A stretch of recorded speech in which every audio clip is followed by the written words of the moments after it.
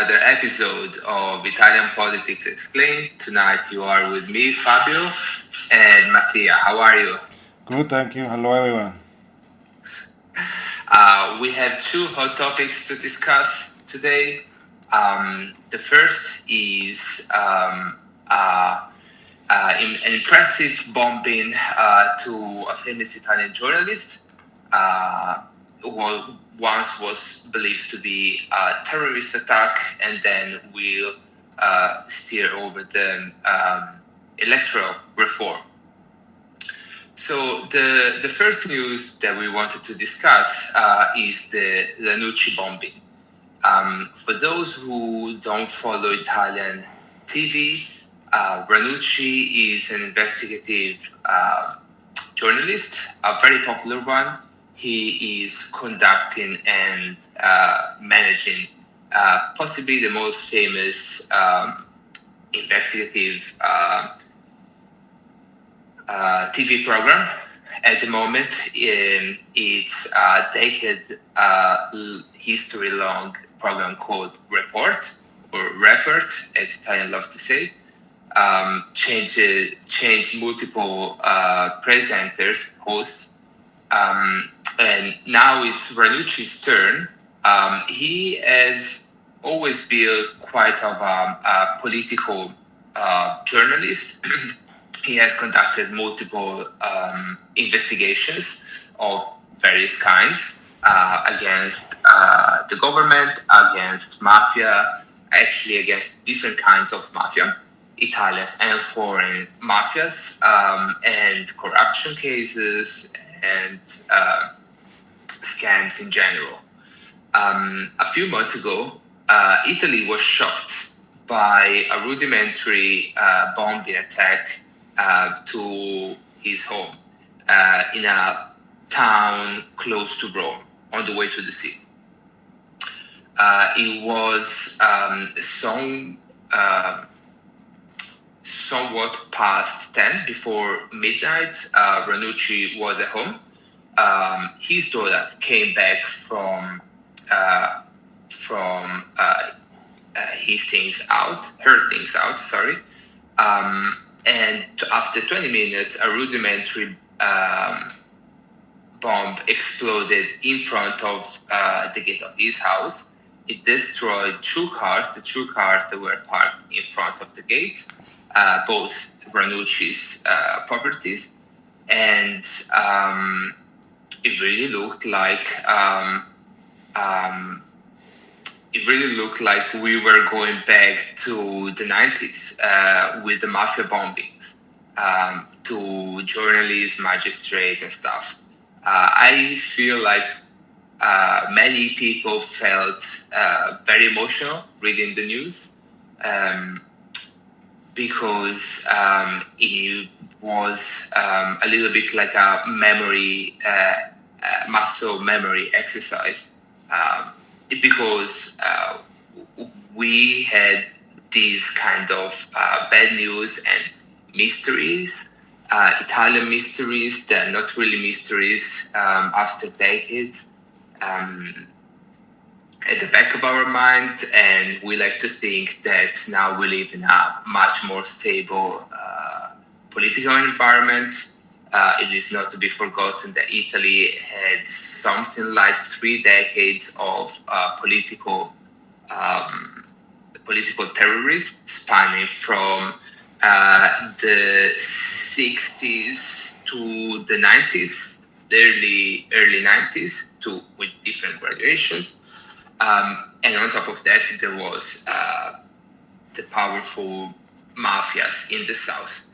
So after the bombing, Ranucci was made like a national hero, because everyone rallied around him, as we felt that he was in danger, and if someone tried to attack him, he surely had done something worth our respect.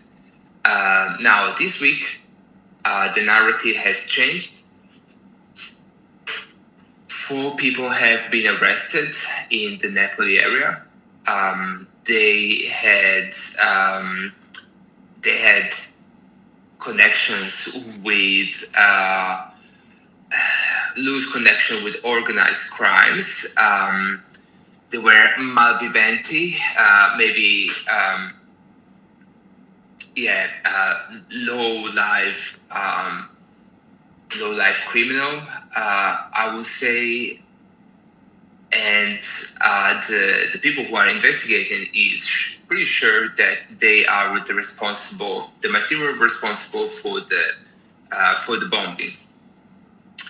What is turning out that all the suspects are now being addressed to Walter Lavitola, which is flamboyant, chameleontic figure in Italian politics that comes and goes. He has this incredible ability to end up on the news. He has been processed and sentenced to within 2 different processes, and that goes back to the Berlusconi era. He tried to blackmail Berlusconi, and he actually had an important role in bribing parliamentarians, to left-wing parliamentarians, to slide and pass with the Berlusconi government to make it survive to political shambles in the early noughties. Now, this character it has a very complex history. He started as a socialist, then he has been associated with Berlusconi for a long time, and now we discovered that he is a close friend of Ranucci, Sigfrido Ranucci, the journalist. The investigators believe that he commissioned and organized the bombing without any willing to kill or injure Ranucci or his family, to which he's his friend, but just to create this sense of to hype Ranucci as political figure, to then possibly make it become the leader of the left-wing coalition in the next election. Now, my introduction has gone really, really long. Apologies, Mattia. I know you have a very cold approach to this news. So, what is your take? The first thing I would like to say that La Vitola is, in Italian, we call these kind of people faccendiere, which is... I tried to find the proper translation. It came out as fixer, so I proposed to stick with faccendiere. I believe there is no translation in English or any other language outside Italian. We can say someone who does things, great things, shoddy things. I don't know, as you... a problem solver. Of very particular problems, a problem solver of very particular problems, of many different kind, and not always in the legal framework, I would say. Let me use this expression. A journalist, entrepreneur, many things, many different things in different decades, to the recent decades of Italian history. And a friend of Ranucci, apparently. This is another thing. And this is where these rumors of everything being orchestrated to prepare Ranucci career in politics.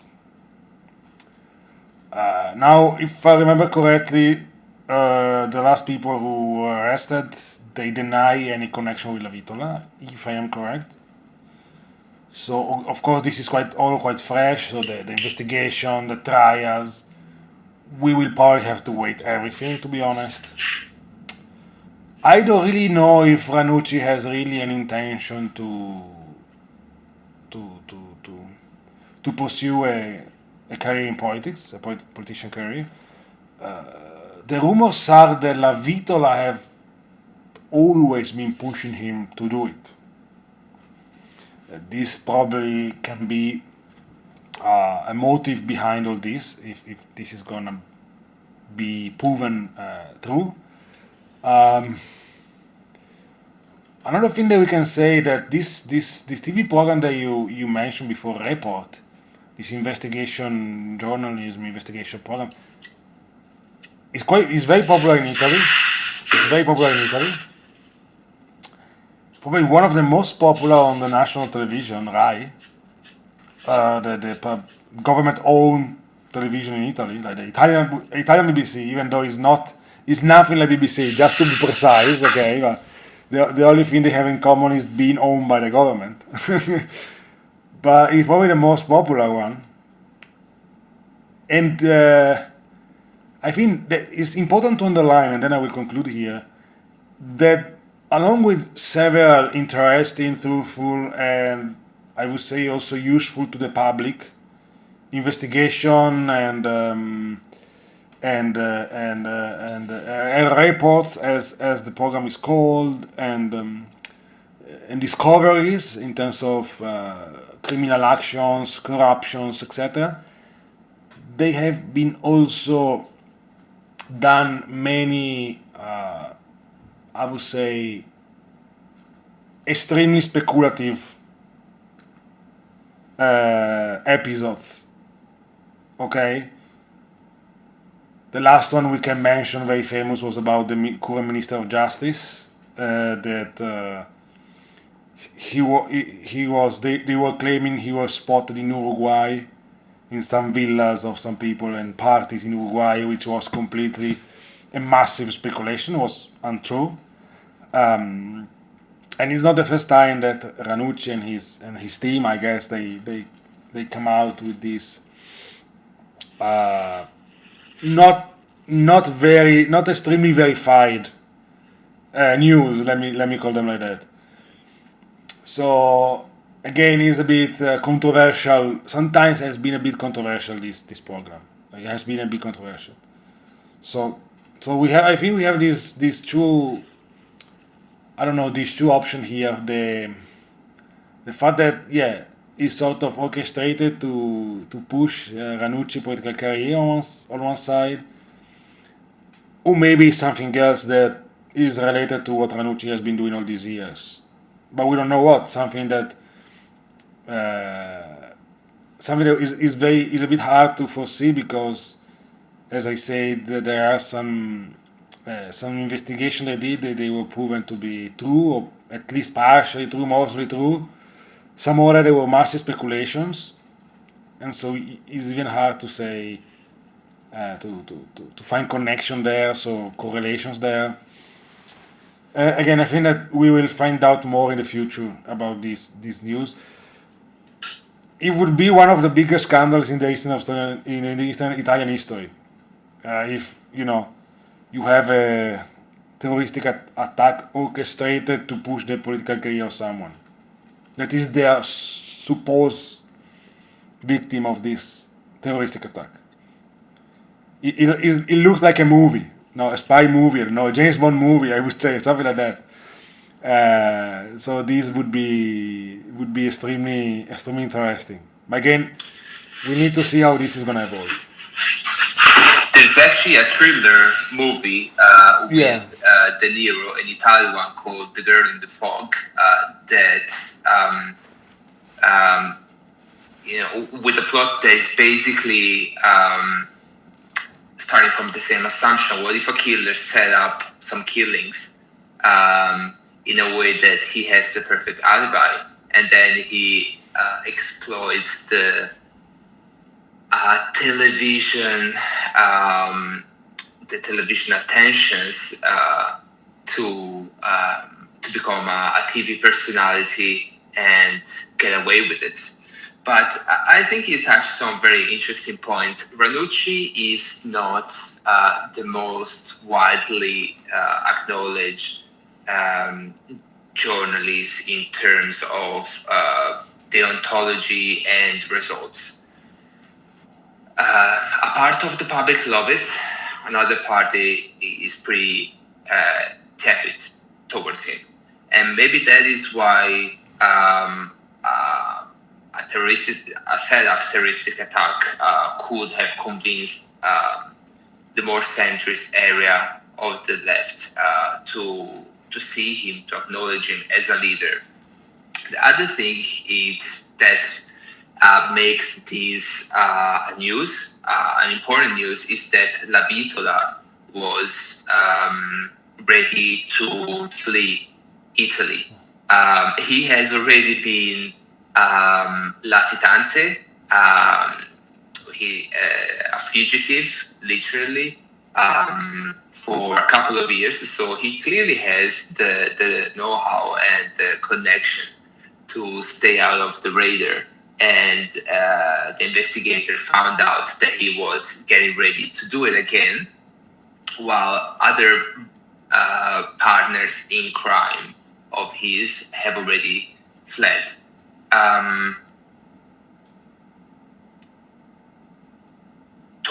Listening to a few news and friends of both Ranucci and La Vitola speaking, it looks like this guy is a mythomaniac. He has probably a borderline personality, and really think is the kind of person who can adjust history or get away with these crazy things. What now is really interesting to see how the investigation will continue is to understand whether Ranucci was aware of this or not, whether he's accomplice, he's complicit with it, or he's an offended part. But yeah, this it was definitely an odd news. I personally love odd news, and so I thought it was really important to talk about, because it also talks about the confusion state of the left coalition at this moment when elections have not been appointed yet, and there's no leader. There's a multitude of parties who want to take the center of the stage, and everyone is fighting each other instead of fighting the other side or come up with a smart proposal for the coalition. Now, you, Mattia, wanted to talk about the electoral reform. Just a few days ago, maybe yesterday, the government had one of the worst parliamentary loss in a secret vote. Do you want to tell us what happened? Yeah, I will try to be as brief as possible. The first thing I want to say is that after losing the referendum, the justice referendum in a few months ago, probably the electoral reform was the last big aim of Giorgia Meloni government. So I think this is important to point out as first. And now it's being debated it has been debated in the parliament, and we'll be having votation. And specifically, what Fabio was mentioning is that to introduce in this electoral reform, in this electoral law, the preferences. So the possibility for the electors, so for the citizenry, to indicate the name of the person they want to go to the parliament. Historically, Italy has always the possibility that we had as Italians is to vote for the party, and basically the parties they decide who is gonna then go in the parliament. we have no possibility to in any way indicate we prefer this person, this candidate over this other candidate. Inside the party we are voting for. And what happened is that it was decided for a secret vote, which is, or I don't know how it works in other countries in the world, but in Italy, when a law is voted in the parliament, there are two options: secret vote and non-secret. It means that you can know how the parliament, the member of the parliament are voting, or in this case, you cannot know, and it's always risky because it's usually when the government doesn't reach the majority, like it happened in this case, which means that some member of the, I think it was the lower chamber, no, it was the Chamber of Deputies that where the Yeah, vote happened, not the Senate. So some member of it correct. in the parties supporting the government, which are we have three parties, they voted against the specific part of the electoral reform about the possibility to indicate the person that you want to go in the parliament when you go to vote. And in Italian we have this expression, I don't know if it's correct in English, but say the government went down, went under, if you prefer. Now, how this happened, I honestly, there are many possible theories. We have, for example, many members of the parliament, they were in the party of Matteo Salvini, the Liga, we would say League in English, which are moving to a new party, National Future, Futuro Nazionale of the Generale Vannacci, which we have talked enough, I guess, in some previous episode. And so it might have happened that some of these members of the parliament who are now with Vannacci, they voted against the government. This is one option, for example. Another option is we have one of the parties supporting the current government is Forza Italia, the former party of Berlusconi,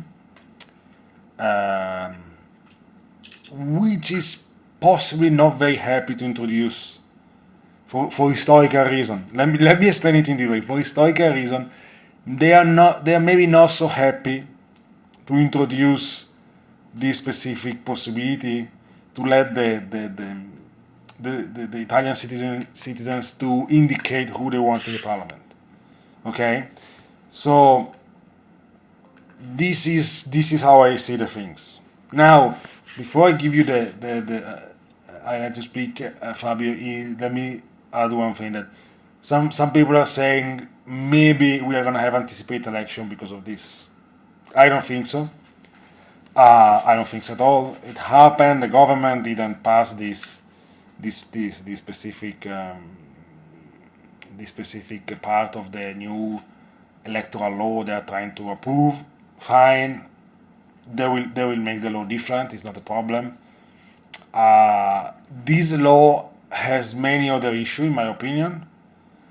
One of the things, even though I think that has been a bit reviewed so far, is this majority how you say majority award. Like if you get, I think now you're talking about at least 42% of the votes, you get a majority automatically in the parliament.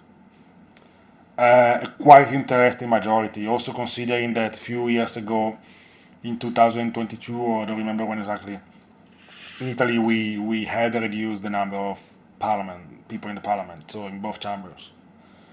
And so this is something, for example, I don't really like. I don't know what you think, Fabio, but is one of the biggest problem of this reform. So I don't know what you think. If you want to add something or what I said, or Yeah, here there are two levels, in my opinion. The very technical explanation of what happened in this specific vote, who I do agree with you, is now going to cause a government fallout because it's not trust votes, so it was not made for that purpose, and it's not going to have any consequence unless Meloni wants to dramatize it and decide that the majority is broken. But this is not what the vote is saying. It's just one crack in an otherwise very solid majority. On the other side, the reform itself is an odd move from Meloni because it's basically politicians talking about politics. Is not a reform that people are asking on the streets. It's nothing interesting for the vast majority of the population. Italians don't really care about the electoral law per se.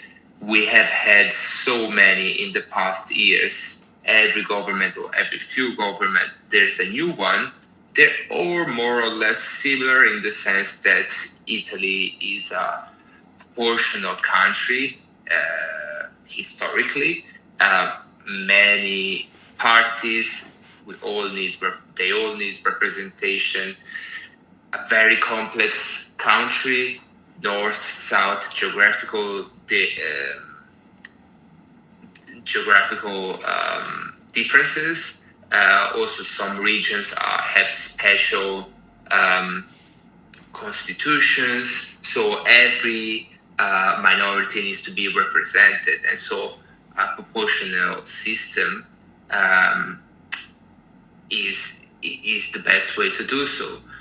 But it is crazy that the government is trying to change the electoral law to reform it as last main thing they're going to do before the election, because this is again any kind of liberal democracy rule.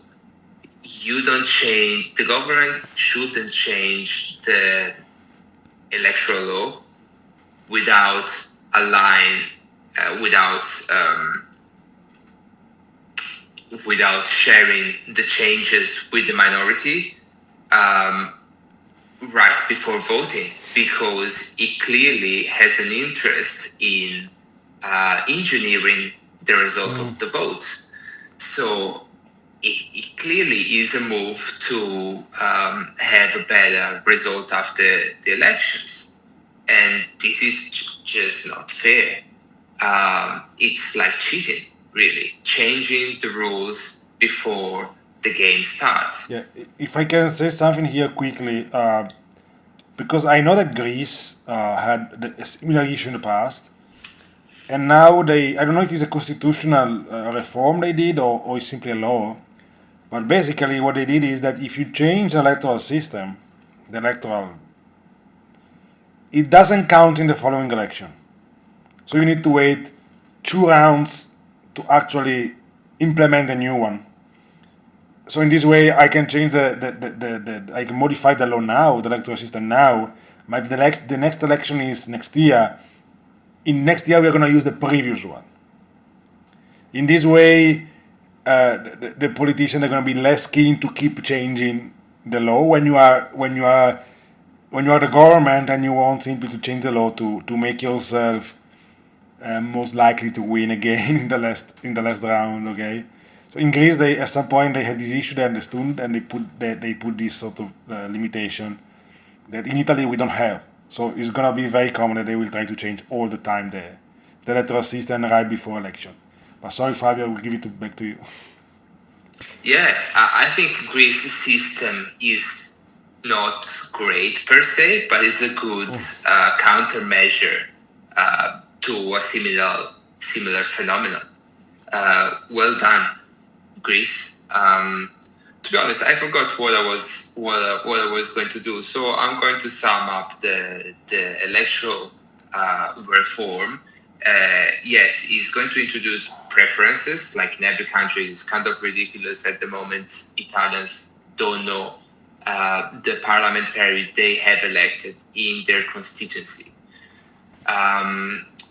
So this was tried to be implemented, but not really, because if this amendment to the reform passed, the first few spots in each constituency would still have been picked up by leaders, by the party leaders, so they will be part of the party elite and very close to the leader, not necessarily great, renowned people from the territory. On the other side, this would have implemented the vote for the people who don't reside in the municipality where they have the residency. So, for example, people working out of their city, or students who studying in different cities. They have always had hard times in voting because they had to go back to their municipality. We are one of the few countries in Europe with this kind of system. It doesn't make much sense, and if you ask me, it's because we have a totally redundant system for which each citizen has to tell the state what is the residency and where it's based, where they are based. If we delete one of the two parameters, we have then just where you live, where is the address where you receive the letters, where we can communicate with you, and all of a sudden it's much easier to vote from wherever municipality, and it's also much more fair, because in local elections you can actually vote for the mayor that is going to deal with the taxes that you pay in local. What else? This was very interesting politically, what happened with the reform, because most of the troubles for the government started when Ranucci became very vocal about the reform and said they are doing some shady tricks. They said they wanted to do preferences, but they're not really. And so Meloni all of a sudden scrapped the deal she had with the other two parties and changed the government line, trying to push for her party interest. And this created this little crisis we are now commenting. I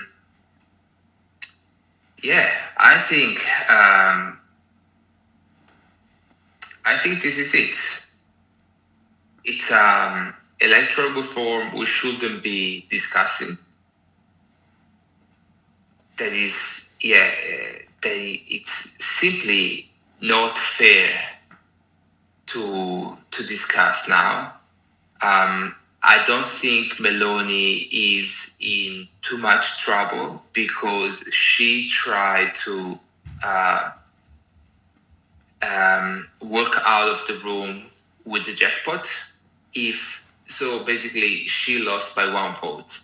If one parliamentarian voted differently, if two parliamentarians voted differently, she would have had a political win. Once again,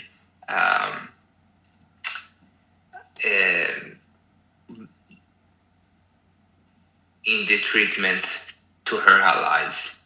Her allies are very weak at the moment. Historically, League, the right-wing party has always been in favor of preferences because they are a grassroots kind of political party, and they had lots of militants in the north. They had lots of personalities that are keen until now.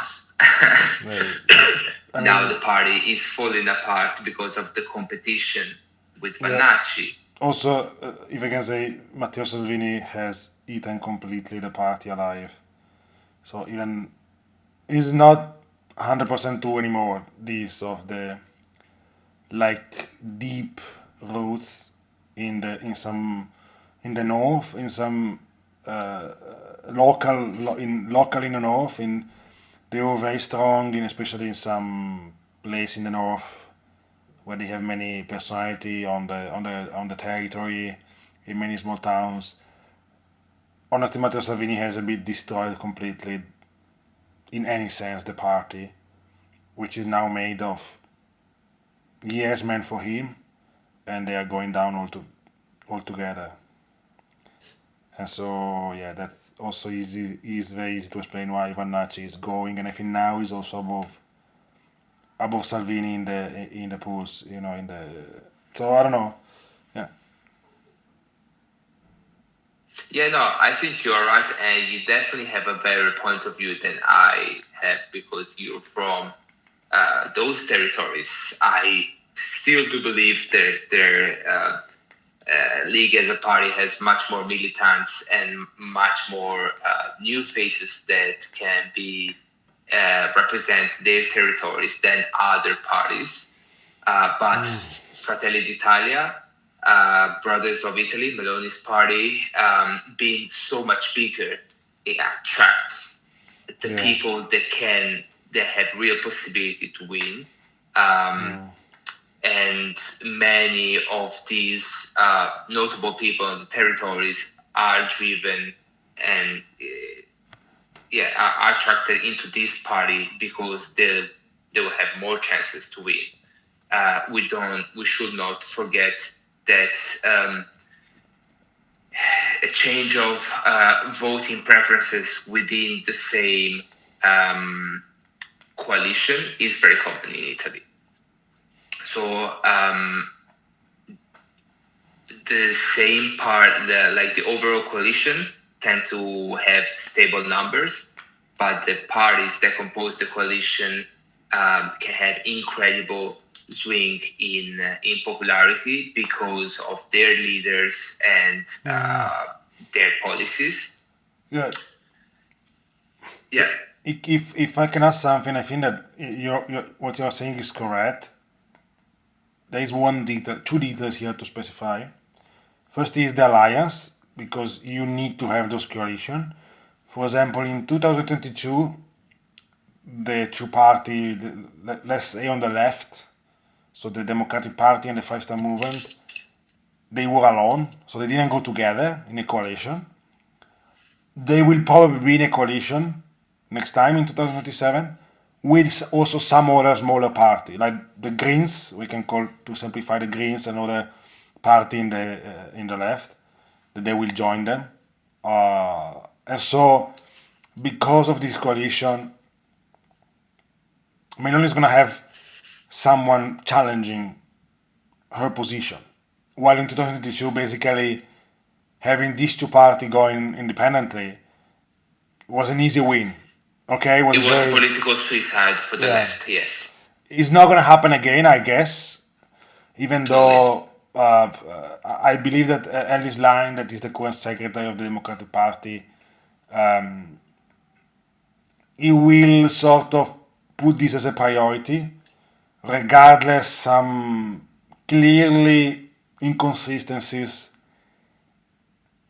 on some, I would say, topical points in international relations and other stuff in which clearly the Democratic Party and the Five Star Movement, at least a part of the Democratic Party, doesn't really align with the Five Star Movement, which is, for example, clearly a Russian puppet, a Russian, I would say, a Russian proxy, almost, we can say. On the right, on the other hand, I think Meloni fears that, so that's why he's trying to change. She's trying to change the electoral system, because she knows that there is this challenge this time that wasn't there last time. This is the first thing that I think is why she's trying to change this, because of this. And the other thing that is important is that how many votes Bannacci will get is gonna matter, because first will he go alone? Will he go in coalition with the rest of the big coalition in the right? So in Meloni, Forza Italia, the former party of Berlusconi, Matteo Salvini and the League, they will go together, including Vannacci, or Vannacci will stand alone. Because if he will stand alone, he's gonna drain votes from the coalition on the right. If he will go with the right coalition, he will drain votes inside, meaning that then he will have a position of power inside the coalition saying, okay, I support you, but to stay in power, you need me. Okay? And then where you have the Lega, the party of Matteo Salvini, which is in very bad shape. Just to let you know, many strongholds in the north, they were electoral strongholds of Matteo Salvini and the La Lega. Now they are all Giorgia Meloni parties, whatever Italy took over. Now it's simply the party expressing the measure of the city, etc., etc. Or sometimes the right is not governing anymore, and you have independent candidates or independent lists, like say civic list, etc. And so it has become very weak as a party. I'm still surprised they have, at least in the projection, they give 6-7%. Is still a big number in my opinion, but we will see in 2027. It's highly probably Vannacci is gonna eat Lega alive. Also because we as we discussed in the past, he's repeating. For me, it sounds like Salvini. I don't know, 10 years ago, 8 years ago. It's like the copy. It's like the copy. This is quite interesting. So probably he's gonna take out of what's there. Yeah, but again, this is what I foresee, at least. And what happens in the right field is going to influence what happens in the left field, because they are going to adapt probably to the kind of alliance they have. So if it's a one-fit-all alliance with everyone in, the other side will do the same. If they will kick the extremes out, probably the other side will do the same, either with the extreme or with the most centrist party. Now, I just wanted to clarify what I find particularly disturbing in this electoral law just before wrapping this up. But the fact that I have no issue with a majoritarian electoral law, but the idea... opinions, like to be honest, I don't even think it matters too much to a degree, but the fact that a majority could elect the president of the republic without allying with many other parties, so basically by itself, it is kind of disturbing, because there is above parties a figure that needs to be kind of moderate, to be accepted by everyone, to be super parties, and the fact that that a possible majority could change the constitution with either no or very little support, being a minority in the country. So with 42%, you will be able, or get close to, change constitutional norms, which are the foundation of our republic. That is totally uncool, and it is actually a democratic risk. It is not clear what will happen because some commentators say that the left could also be interested in this kind of electoral law because they have the same chance to win at this stage than the right. But this is a matter we will be discussing quite a few more times in the lead to the elections. Do you want to add some last word, Mattia? I think that we can close here. Just a little, I don't know, to close a little information.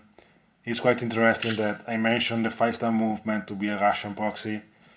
Ranucci is the same.